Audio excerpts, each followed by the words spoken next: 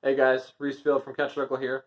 So, if you're wanting to contribute to the fur market or you're a part of the fur industry by trapping, you're gonna need a place to process and handle pelts.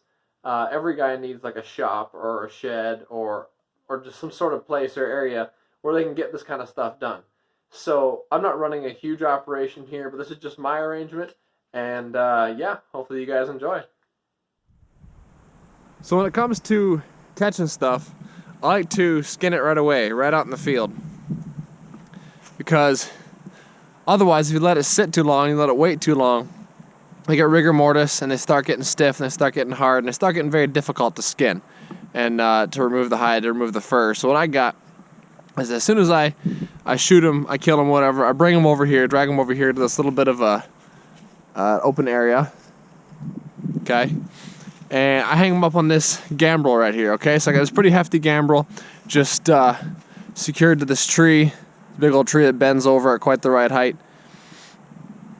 Very nice. I got this 550 paracord tied here, just double knotted to the swivel, and it can spin freely. All right, it's quite hefty, it's quite strong. All right, got this support bar. It comes down to this chain where it distributes the weight. You just kind of put this loop through itself, through the hole there. Kind of creates this gap or this opening where you can put the back hind legs, the hind feet through here, and just lock it in place on their ankles and hold them up. All right, same thing. So, yeah, this is just out here on site, on property, so that they're very fresh when I take care of them. And this setup has to be very strong because I'm putting a lot of pressure on this and I'm pulling a lot of force on this. And I just use this very deadly Dexter skinning knife. Nice grippy handle, very deadly edge. This gets the job done while I'm... And it's always a good idea to have on hand nearby some good quality, heavy duty kitchen garbage bags so that when you're done you can clean up your mess, clean up your waste. And on my drive home I just find a gas station like a Citgo or a BP that says public dumping allowed and throw out the carcass. So this is just my setup right beside the porch. Got an outlet where I can plug it in here. Runs along the fence, down the steps, behind the grill.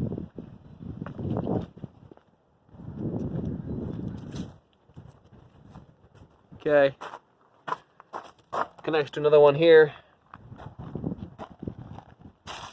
And goes into the corner. Got a little lock on the door. Comes in here, follows the trim line to this light bar. And at a snap, I can power it on just like that. So that's nice. So as far as the little fur update goes, not a whole lot yet, but we're making progress. This is from newest to oldest going this way, so got 7 muskrats, a skunk, and let me close this here, get the glare out. Nice coon. Didn't quite get the tail, but still looks alright. And a nice coyote. That turned out real cool. I washed him in cold water with soap. Very sweet. Alright, as far as the inside goes, so I got a bunch of stretchers here, metal wire stretchers in different groups and sizes and sorts. Okay, I got a box fan, different speed controls for summertime when it's hot in here and it's kind of stale and I need some fresh wind. For wintertime I got this propane, I think it's called a Little Buddy or a Mr. Buddy space heater. Works real nice on this little Coleman element right here. Okay, there's an on and off switch. You hold it down Really, really, really, really nice and efficient. If it tips over, it shuts off. And honestly, it makes a world of a difference when it's wintertime. So that'll be good. Okay. I have a little bit of a vise. Okay. I got this tail puller that should be bolted on somewhere. Haven't quite found a place for it yet. Got this table that I base most of my smaller projects off of. Found it on Facebook Marketplace. Kind of nice, so I can just sit down and work. I got my little poker knife made by Dexter. Okay. A little rusty, but I keep it nice and sharp with this guy. Kind of touched up before I start anything. Got this guy right here, which is bolted down. You can see. Bit of a weld tool there for just kind of holding stuff by the tail. It'll hang over the edge here and I can skin. This is usually where I do the skinning. Okay. Let's see here. I got some extra wood stretchers back here, as you can see. The lid. Got like mink boards and weasel boards and different sizes and stuff like that. And what this is, see these little cool notches on the back. This right here is bolted to the floor. This is a muskrat fleshing beam right here with this little scraper tool that I use. Very nice. Dull on one side, got teeth on the other side. This comes off, and there's that tool right there, bolted down to the floor, that I can interchange this with, like such. Alright, so, like that. It's kind of nice. Got this bucket here with a little bit of a spinner top on it that I can sit on, which is nice. Okay, apron that I wear when I'm doing stuff so I don't get all dirty. Some miscellaneous stuff. Okay, here's kind of where all the handy dandy stuff is. So I got nitrile disposable gloves here, latex that I wear. Okay, so I don't get sick or diseased. Salt for drying stuff. I got a couple fleshing knives here. This is just the cheap one. Forget who made it. This is nice. Necker knife model 600. This thing's a beaut. Okay.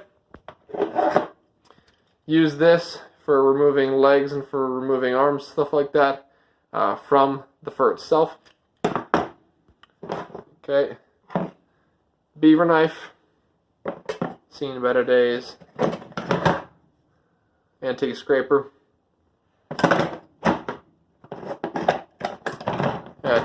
Tail pulling tool. Okay. Metal tacks. Hammer. Sharpening stone. A little bit of a cutting board. We have a tail splitting guide.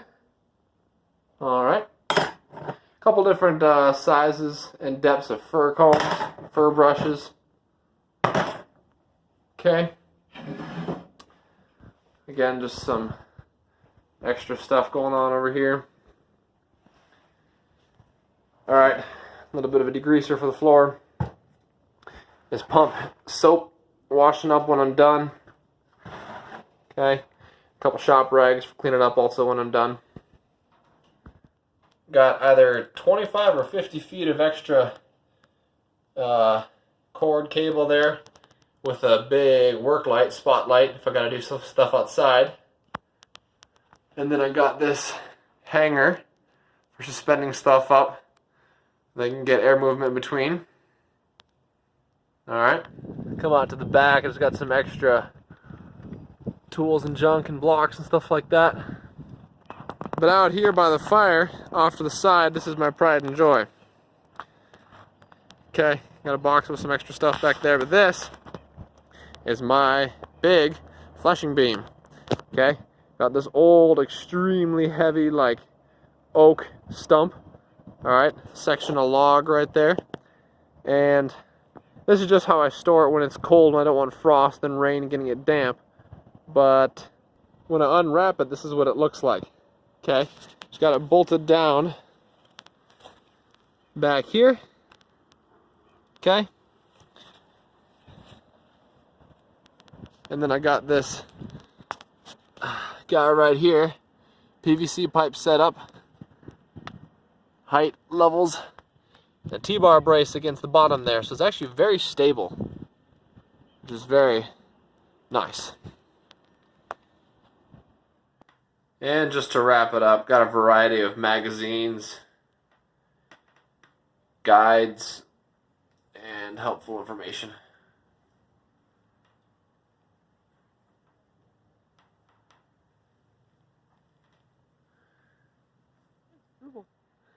Alright, yeah guys, that's it for today. Hopefully you guys appreciated it, and we'll see you later.